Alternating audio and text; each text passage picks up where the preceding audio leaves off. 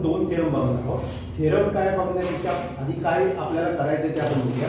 तर आपल्याला काय दिलं बघा, RAPC म्हणजे काय झालं, कंस APC कॉन्ग्रुएंट टू RDQE दिलेलं आहे. म्हणजे कंस APC आणि कंस DEO हे काय सांगा, एक ग्रुप आहे, म्हणजे दोन्ही सेम आहे हे आपल्याला दिलेलं आहे.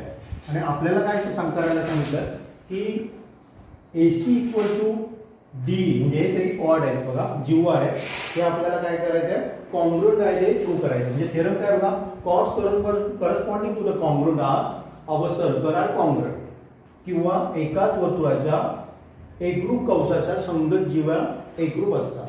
हे मी दोन प्रकारे तुम्हाला प्रूव्ह करून दाखवतो. पुस्तकामध्ये एकच दाखवले बघा. आपण इथे काय करतो, कन्सिडर करतो तर एका सर्कलमध्ये कन्सिडर करतो, आणि दुसऱ्या याच्यामध्ये आपण काय कन्सिडर करतो, दोन सर्कल दिलेले आहेत ती कॉन्ग्रुएंट आहे, म्हणजे काय एक ग्रुप आहे, त्याच्यामध्ये सुद्धा आपण प्रूव्ह करूया. आणि सिंगल सर्कलमध्ये पण आपण काय करूया, प्रूव्ह करूया. तर इथे आपल्याला दिलं आहे की RAPC आणि RDEQ म्हणजे कंस APC आणि कंस DEO हे काय कॉन्ग्रुएंट आहे.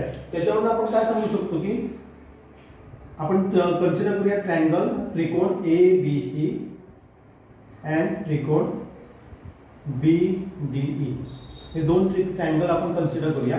त्याच्यामध्ये आपण काय दिलं तर APC इक्वल टू DEQ दिला, RAPC कंस APC इक्वल टू DEQ दिलेला आहे. त्यामुळे त्याच्याशी रिलेटेड जो सेंट्रल अँगल असणार किंवा केंद्रीय कोन असणार तो डेफिनेटली काय असणार, इक्वल असणार. आता APCC काय हे काय मिळणार आपल्याला, ABC अँगल ABC हे काय असणार आहे, कॉन्ग्रुएंट असणार आहे, दिलेलं आहे. कॉन्ग्रुएंट असण्यापेक्षा काय दिलेलं आहे आपल्याला, ते दिलेलं आहे DBE हे एक दिलेलं आहे आपल्याला. दुसरं काय बघा, तर इथे जर तुम्ही बघितलं तर ही त्याची काय झाली, AB रेडियस झाला, BC रेडियस झाला, BD रेडियस झाला आणि DE पण रेडियस झाला. ते पण काय असणार आहे, कॉन्ग्रुएंट असणार आहे, कारण एकाच सर्कलची सगळ्यात त्रिज्या आहे. त्यामुळे काय लिहू शकतो मी, AB is equal to congruent to BD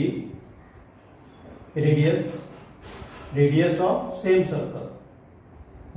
आणि दुसरा आपण काय लिहू शकतो तर BC congruent to BD same लिहिणार आपण, रेडियस ऑफ सेम सर्कल म्हणजे त्रिज्या, एकाच वर्तुळाच्या त्रिज्या आपण असं लिहू शकतो. त्याच्यामुळे तीन कंडिशन आपल्या सॅटिस्फाय होत्या. त्याच्यावरून आपण काय सांगू शकतो की ट्रायंगल ABC त्रिकोण ABC कॉन्ग्रुएंट टू ट्रायंगल काय येणार आहे, DBE. हे कुठली टेस्ट होणार बघा, तिन्ही साइड आपल्या इक्वल आहे, S नाही sorry angle S side angle आणि S म्हणजे किंवा आपण त्याला म्हणतो बा को बा. या टेस्ट नुसार काय होणार आहे, दोन्ही कॉन्ग्रुएंट होणार आहे. आता कॉन्ग्रुएंट मध्ये काय असतात, करस्पॉन्डिंग अँगल्स, करस्पॉन्डिंग कोन, संगत कोन आणि संगत बाजू काय असतात, एक ग्रुप असतात. मग मी त्याच्यावर डायरेक्टली काय लिहू शकतो सांगा, AC कॉन्ग्रुएंट टू DE हे आपण करू शकतो. पाहिजे तर लिहा इथे corresponding sides of congruent triangle किंवा एक ग्रुप त्रिकोणाच्या संगत बाजू ह्या काय असणार, एक ग्रुप असणार. सेम मी काय करतो बघा, इथे मी काय कन्सिडर केलं तर एकच सर्कल मध्ये कन्सिडर केलं. आता आपण दुसरी हे बघूया, याच्यामध्ये जास्त काय बदल करायची गरज पडणार नाही, त्यामुळे मी जसं आहे तसंच हे करते बघा. इथे आपल्याला काय दिले सांगा, दोन ट्रायंगल दिलेले आहे आणि दोन्ही ट्रायंगल काय असणार, काय कॉन्ग्रुएंट आहे. कॉन्ग्रुएंट म्हणजे त्यांची रेडियस किंवा त्रिज्या काय असणार आहे, कॉन्ग्रुएंट असणार आहे, एक ग्रुप असणार आहे. मग इथे आपण काय करणार बघा, सेम लिहितो बघा. आपल्याला काय दिले सांगा, APC कॉन्ग्रुएंट टू DQE दिलेलं आहे, हे इथे दिलेलं आहे. आणि आपल्याला प्रूव्ह करायला काय सांगितलं, AC इक्वल टू DE. इथे फक्त केस वेगळी आहे, इथे सिंगल सर्कल होतं, इथे आपण काय करतो, दोन वर्तुळे काय करतो, कन्सिडर करतो. आता याच्यामध्ये काय असणार आहे बघा, तर ABC आणि BDE दोन्ही लिहिले बघा, ABC आणि DBE.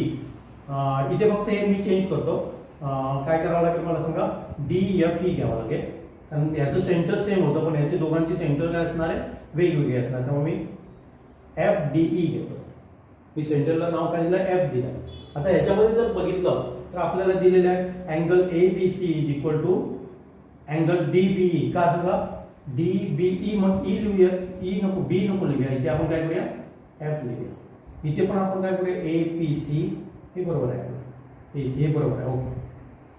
तर इथे फक्त मी काय केलं सांगा, दोघांचं मध्यबिंदू सेंटर हे काय असणार, डिफरंट असणार आहे. त्यामुळे थोडासा मी इथे बदल करतो. त्यामुळे काय होणार सांगा, हे दोन्ही आर्क इक्वल म्हणजे एक ग्रुप आहे, कॉन्ग्रंट आहे. त्यामुळे करस्पॉन्डिंग सेंट्रल अँगल असणार, मध्य केंद्रीय कोण असणार, तो एक काय असणार आहे, कॉन्ग्रंट असणार आहे किंवा एकरूप असणार. त्यामुळे मी काय दिलं, ABC is equal to DFE दिलं, DFE. बाकी आपलं सेम असणार बघा, AB ही त्रिज्या झाली आणि DF येणार. इथे काय ना फक्त बी बद्दल आपलं F येत आहे. नंतर BC ही याची त्रिज्या झाली आणि त्याची त्रिज्या आपली काय सांगा, रेडियस FE आहे. आणि दोघांची त्रिज्या एकच असणार, कारण काय असणार सांगा, हे दोन्ही दिले ते आपल्याला कॉन्ग्रंट ट्रायंगल दिलेले आहे, तर कॉन्ग्रंट सर्कल दिलेले आहे. कॉन्ग्रंट सर्कल किंवा एकरूप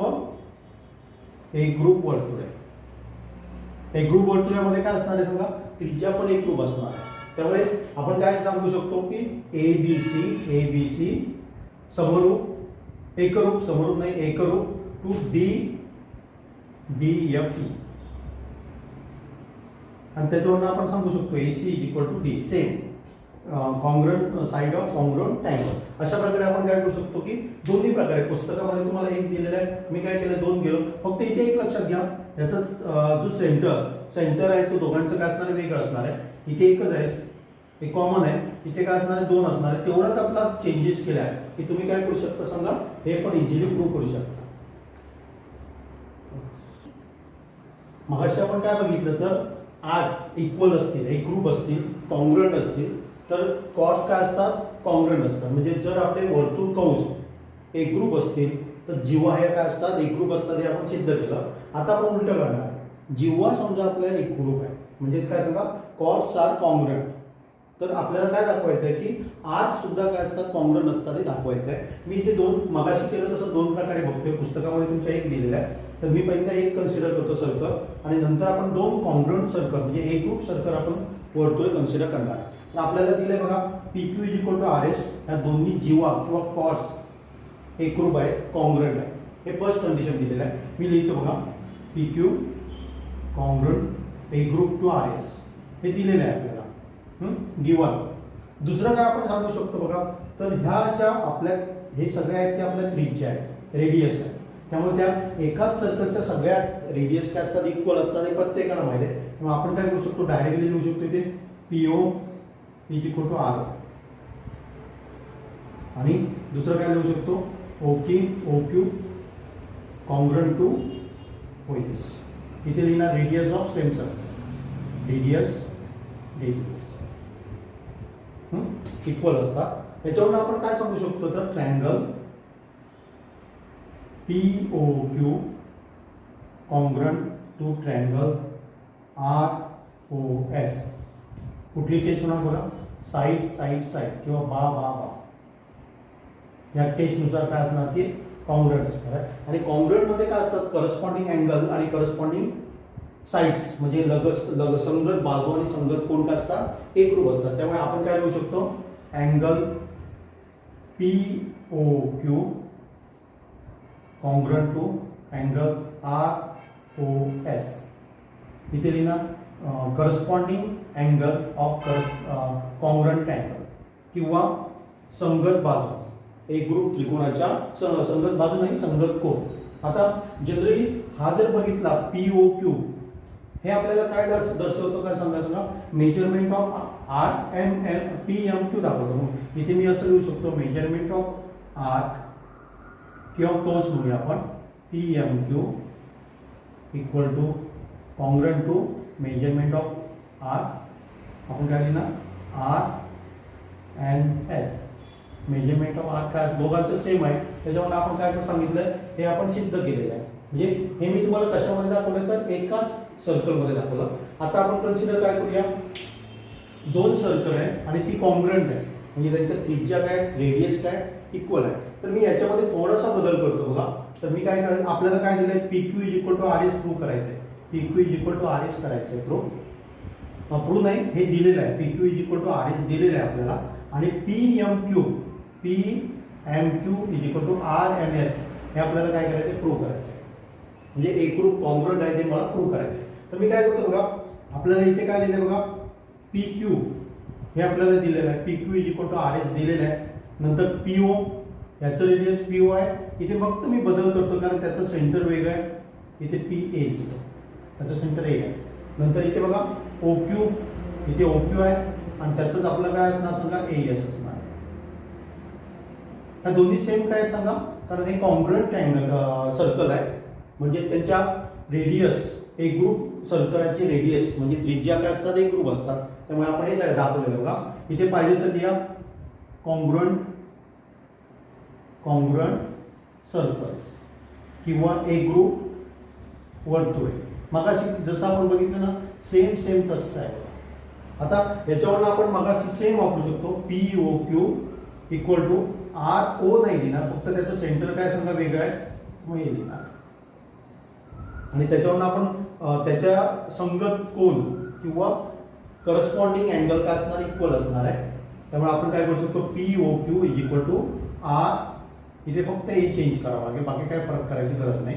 आणि त्याच्यावरून आपण हे सिद्ध केलं, करस्पॉन्डिंग साईड केलं. म्हणजे त्याची आर्कची लेंथ काय असणार आहे, आर्कची मेजर काय असणार आहे सेम असणार आहे. हे आपण सिद्ध केलं. म्हणजे आपण काय सांगितलं सांगा, corresponding arcs of congruent chords of a circle or congruent circle, म्हणजे दोन सर्कल दिली असेल तर आर कॉन्ग्रुएंट किंवा एकाच वर्तुळामध्ये किंवा एक ग्रुप वर्तुळाच्या एक ग्रुप जीवाचे संगत कंस हे काय असतात एक ग्रुप असतात. हे आपण काय केलं प्रूव्ह केलं.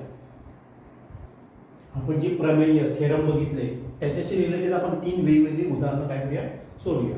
तर पहिल्या उदाहरणामध्ये काय दिले बघा, एक सर्कल आहे, त्याचं सेंटर समजा आहे T दिलेलं आहे आणि त्याच्यामध्ये PQRS हा रेक्टँगल आहे किंवा आयत आहे. आणि आपल्याला प्रूव्ह करायला सांगितलंय की RPQ आणि RSR हा कॉन्ग्रुएंट. म्हणजे आपल्याला काय करायचं आहे, कंस PQ आणि कंस SR हे कॉन्ग्रुएंट आहेत, एक ग्रुप आहे, प्रूव्ह करायचं आहे. तर मी काय करतो बघा, तर आपण डायरेक्टली सांगू शकतो की PQ कॉन्ग्रुएंट टू SR सांगू शकतो. का सांगू शकतो, कारण ऑपोजिट साइड ऑफ रेक्टँगल आयतामध्ये काय असतात सांगा ऑपोजिट साइड म्हणजे विरुद्ध बाजू काय असतात इक्वल असतात.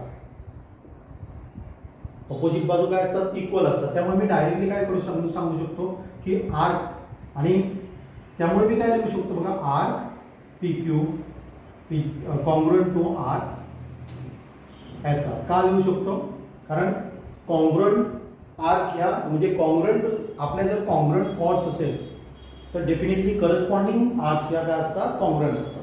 म्हणजे जर आपल्या जीवा एक ग्रुप असतील तर त्याच्याशी संगत कोण संगत जीव हे काय म्हणतो कंस हे काय असतात एक ग्रुप असतात.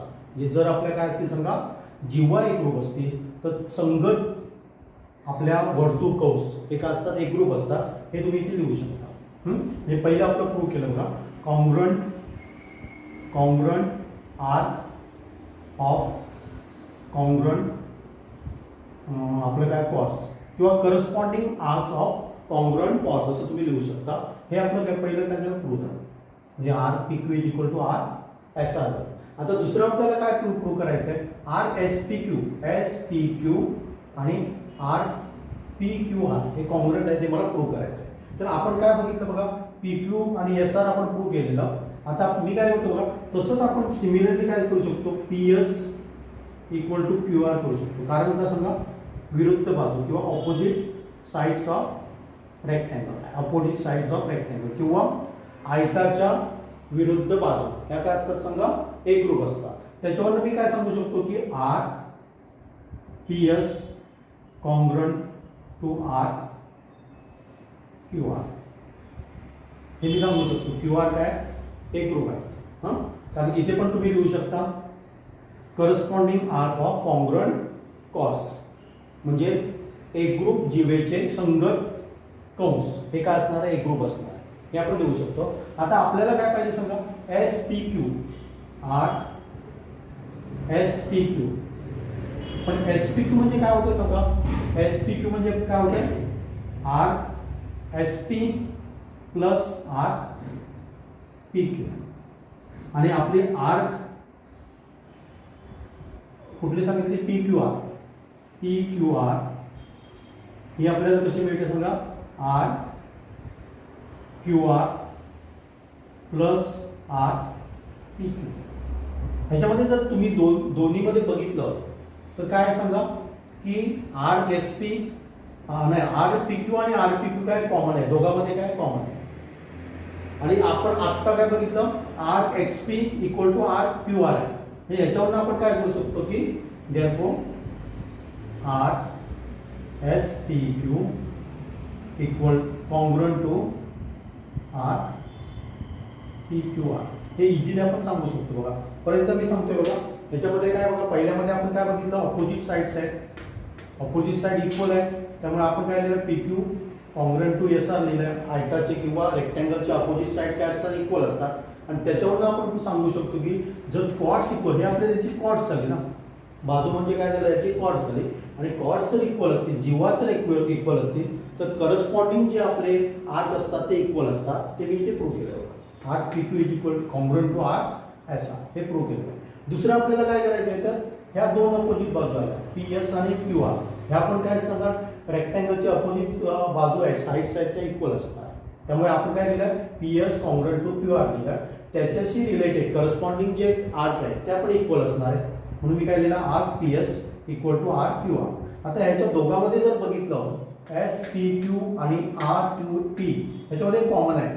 आणि आपण काय बघितलं तर पी एस आणि क्यू आर इक्वल आहे, त्यामुळे आपण काय करू शकतो R S P Q congruent to R P Q R असं आपण करू शकतो. इझिली आपण काय करू शकतो, अशा प्रकारे लिहू शकतो. नंतर आता आणि आपण दोन उदाहरणं बघणार आहोत. तर याच्यामध्ये काय दिलं बघा, एक सर्कल दिलेला आहे, त्याच्यामध्ये जो ट्रायंगल आहे तो इक्विलॅटरल ट्रायंगल आहे. इक्विलॅटरल म्हणजे समभुज त्रिकोण आहे. समभुज त्रिकोणामध्ये काय असतं सांगा, तिन्ही बाजू काय असतात, इक्वल असतात. म्हणजे या तिन्ही बाजू काय असणार, इक्वल असणार. आणि आपल्याला प्रूव्ह करायला काय सांगितलं, R P S, R S, R Q S आणि आर आर क्यू हे कॉन्ग्रुएंट आहे ते प्रूव्ह करायला सांगितलं. तर आपण काय लिहू शकतो, in equilateral triangle, equilateral triangle किंवा त्याला आपण काय म्हणतो समभुज त्रिकोण. समभुज त्रिकोणात काय असतात, तिन्ही बाजू काय असतात, सेम असतात.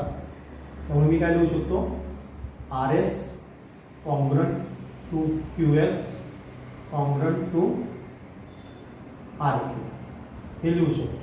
आणि ह्याच्यावर आपण डायरेक्टली काय लिहू शकतो, ह्या तिन्ही बाजू काय सेम आहे, त्याच्यामुळे त्याच्याशी करस्पॉन्डिंग जी आर्क असणार आहे हे आपले कॉर्ड्स झाले. हे आपले आर एस क्यू एस आणि आर क्यू हे काय झालं समजा कॉर्ड्स झाले, बाजू झाले साईज. पण आपण काय करतो ते कॉर्ड्स आहेत. आणि करस्पॉन्डिंग जे आर्क असणार आहे, जर याच्यामध्ये जर कॉन्ग्रुएंट सगळे कॉर्ड जर कॉन्ग्रुएंट असतील तर त्याच्याशी करस्पॉन्डिंग जे आर्क असतात ते डेफिनेटली काय असणार आहे, कॉन्ग्रुएंट असणार आहे. म्हणून आपण डायरेक्टली लिहू शकतो की R L R R S congruent to R Q S congruent to R R Q. इथे पाहिजे तर लिहा corresponding arc of congruent chords, किंवा इथे लिहा एकरूप जीवेच्या संगत, एकरूप जीवेचे संगत कोण, एकरूप जीवेचे संगत कोण हे काय असतात, एकरूप असतात. हे आपलं इझिली काय झालं प्रूव्ह झालं. आता जनरली आपण काय प्रूव्ह केलं बघा, आर आर एस ह्या तिन्ही काय इक्वल आहे. आणि आपण जर बघितलं तर संपूर्ण सर्कल आपण जर एक संपूर्ण आर्क जशी कन्सिडर केलं तर त्याचं मेजरमेंट किती असणार, समजा 360 असणार आहे, 360 असणार आहे. त्यामुळे मी समजा हे एक्स कन्सिडर केलं, हे पुन्हा एक्स होणार, हे एक्स होणार. म्हणजे ऍक्च्युली आपलं काय झालं समजा 3x इज इक्वल टू 360 झालं. म्हणजे x इज इक्वल टू आपलं 360 डिवायडेड बाय 3 म्हणजे आपलं काय झालं सांगा 120 डिग्री झालं. म्हणजे एक आर्क म्हणजे आपली काय झाली सांगा 120 डिग्री झाली. मेजरमेंट त्याची काय आली 120 डिग्री झाली.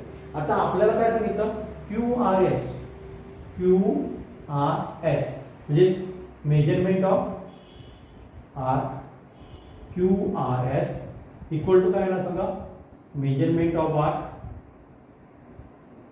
Q R plus measurement of arc R S. आणि आपण बघितलं की प्रत्येक आर्कची व्हॅल्यू किती आहे सांगा, मेजरमेंट किती आहे 120 आहे, प्लस 120 इक्वल टू काय होणार 240 म्हणा. मग दुसरं पण आपलं काय झालं इझिली प्रूव्ह केलं. म्हणजे अशा प्रकारे तुम्ही जर तुम्हाला हे दोन्ही थेरम परफेक्ट माहीत असेल तर तुम्ही अशा प्रकारे सोडवू शकता. आता आपण तिसरं बघूया. तिसऱ्यामध्ये एक सर्कल दिलं आहे आणि त्याच्यामध्ये काय दाखवलं, दोन कॉर्ड्स दिलेले आहेत, जिव्हा दिलेल्या आहेत AB आणि CD, आणि ते आपल्याला इक्वल दाखवलेले आहेत. आणि आपल्याला काय सांगितलं की RAC किंवा कंस AC आणि RDB म्हणजे कंस DB हे कॉन्ग्रुएंट आहेत, इक्वल आहेत, एकरूप आहेत, हे दाखवायला सांगितलं. आता जर मी बघितलं बघा, आपण कन्सिडर करूया AC आणि BD. आता आपले काय सांगा, AB दिलेले आहे आपल्याला, AB chord congruent to CD दिलेलं आहे. ह्याच्यावर मी काय सांगू शकतो सांगा, AB आणि CD हे कंस कॉन्ग्रुएंट आहे, म्हणजेच आपण काय करणार आहे, RACB कॉन्ग्रुएंट टू RCBD. इथे पाहिजे तर लिहा corresponding arcs of congruent chords, किंवा काय लिहिणार, एकरूप जीवेचे संगत कोन. हे काय असतात, एकरूप असतात, संगत कोन. संगत आपली काय ना सांगा, कंस, संगत कोन काय असतात, एकरूप असतात. त्याच्यावर आपण काय केलं सांगा, दोन्ही कंस एकरूप आहे ते प्रूव्ह केलं. ACB आणि DBC हे काय एकरूप आहे, किंवा CBD म्हणू शकता. आता जर बघितलं तर RACB मी कसं लिहू शकतो सांगा, RAC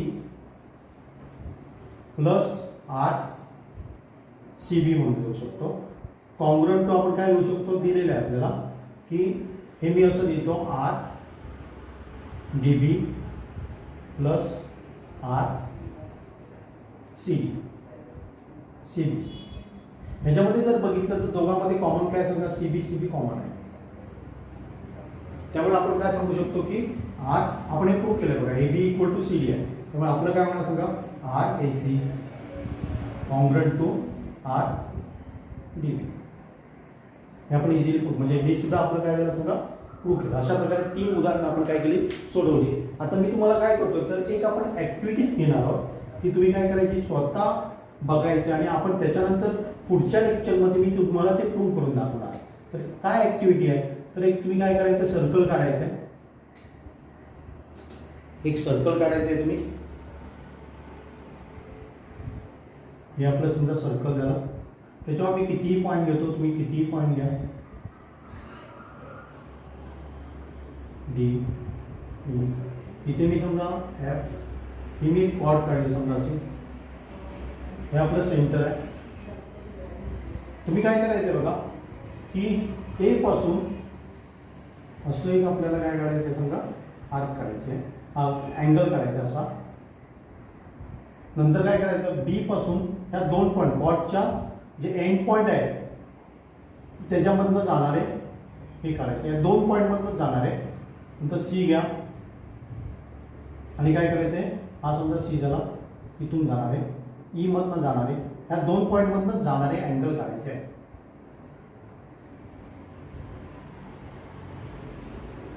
आणि नंतर तुम्ही काय करायचंय, हा प्रत्येक अँगल मोजायचा आहे.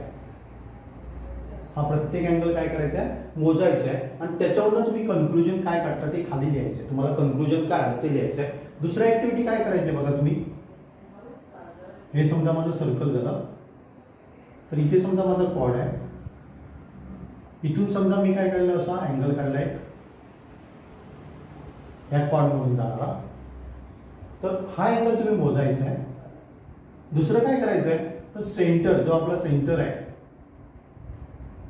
सेंटर एक अँगल काढायचा आहे आणि हा अँगल पण मोजायचा आहे. म्हणजे हा अँगल तुम्ही मोजायचा आहे आणि हा अँगल मोजायचा आहे. असं 2-3 काढून बघा, म्हणजे आणि एक वेगळं सर्कल काढून बघा आणि त्याच्यामध्ये याच्यामध्ये आणि याच्यामध्ये काय रिलेशन आहे की तुम्ही फाइंड आउट करायचं आहे आणि त्याचं पण कन्क्लुजन करायचं आहे. ह्या दोन्ही ऍक्टिव्हिटी तुम्ही करायच्या आहे आणि ह्याच्याशी रिलेटेड आपण काय करणार आहोत, उद्या आपण त्याचं डिटेल बघणार आहोत. त्याच्यावरून आपण काय प्रूव्ह करायचं ते आपण उद्या बघणार आहोत. हे न विसरता प्रत्येकाने काय करायचं, ऍक्टिव्हिटी करायची. मला हे आवडलं तर सबस्क्राईब नक्कीच करा व लेटेस्ट व्हिडिओसाठी बेल आयकॉनवर क्लिक करा.